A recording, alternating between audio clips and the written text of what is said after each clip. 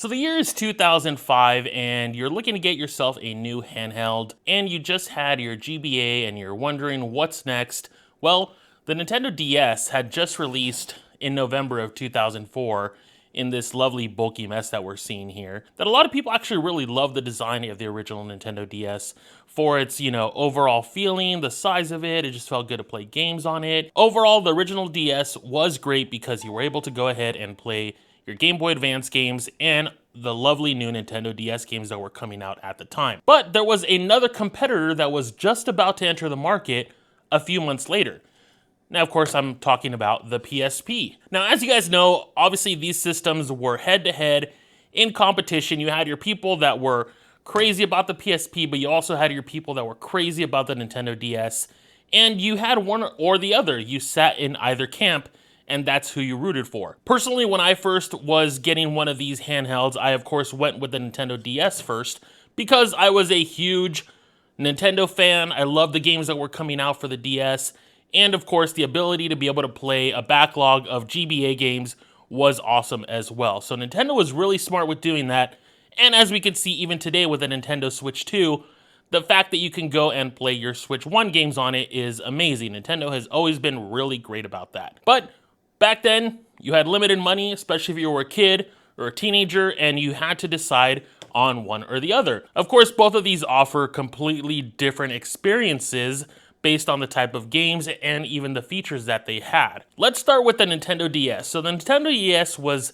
touted as not a replacement for the Game Boy Advance line, even though it ended up replacing the Game Boy line of systems. It was designed as a secondary device that you would have to play DS games, and if you wanted to still have your Game Boy and your Game Boy Advance stuff, you could do that.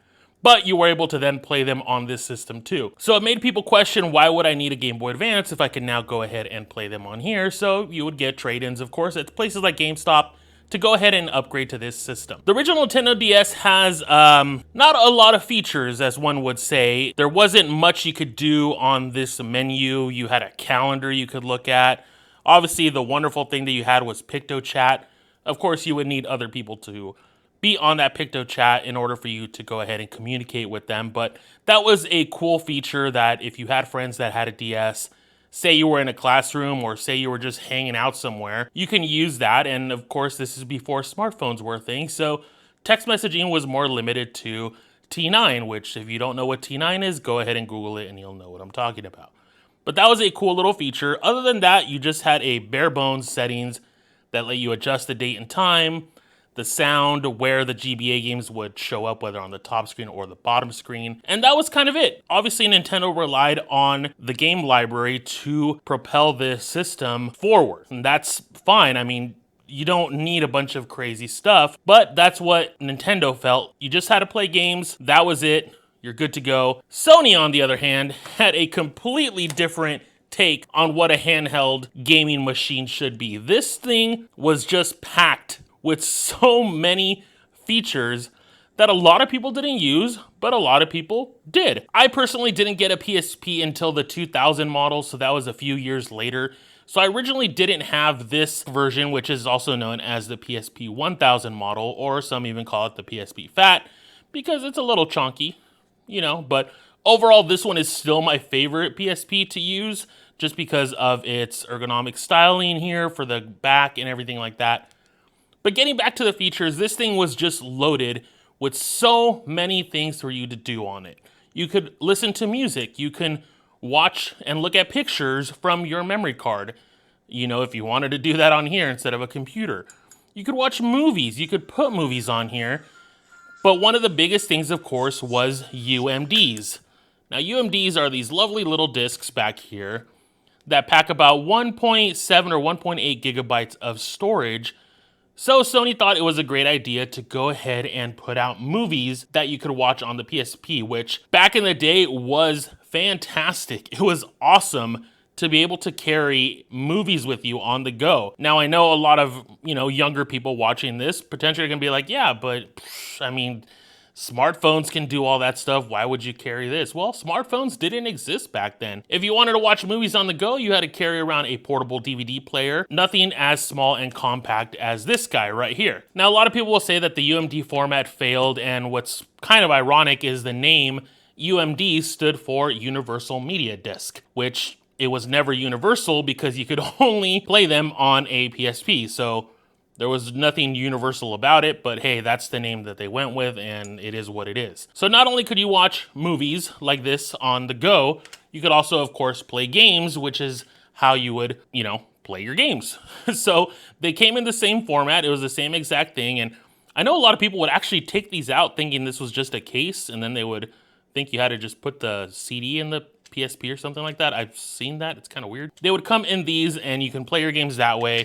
It wasn't until a little bit later that they added the PSN Store functionality where you can get a bunch of games digitally downloaded on here, because this thing had space for a memory card, unlike the Nintendo DS, which did not. This let you go ahead and put in a Memory Stick Pro Duo card, which was Sony's big format at the time because they would put it in everything from their cameras to their camcorders.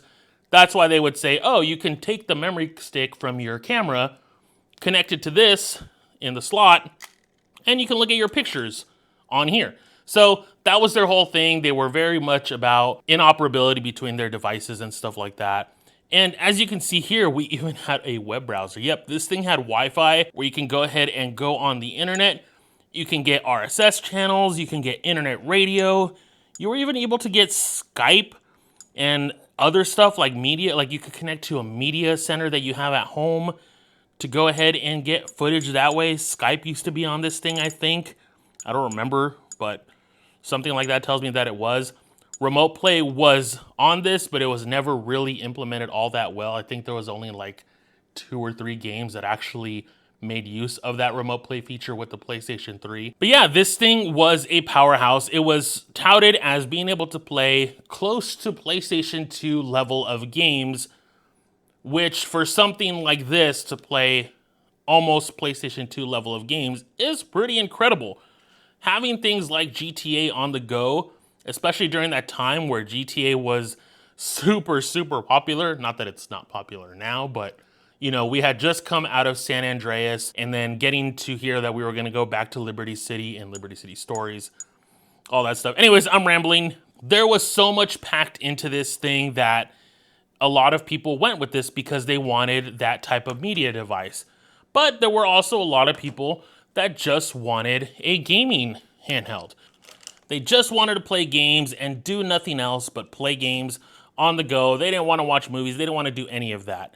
And of course, when it came to DS games, they came on these lovely little cartridges like this, which Nintendo has kind of stuck with since the DS line, because even the Nintendo Switch stuff is cartridge-based. So they've kind of stuck with cartridges this whole time after the Nintendo DS, and that's totally fine because as long as you can store a bunch of stuff on them, it's really cool. Yeah, I just remember constantly seeing the console wars or the handheld console wars between these systems. People that were like, I got the PSP because it's the big boy gaming system. You could play GTA, you could play first-person shooters, you can do all that stuff. I don't know why I'm doing that voice, but it's just what I imagine kids were sounding like back then when they were talking about that. And then a lot of people viewed the Nintendo DS as the kiddie system, as the system for babies or children that can only handle playing, games like Mario and couldn't handle playing something like GTA on the go. You would hear all kinds of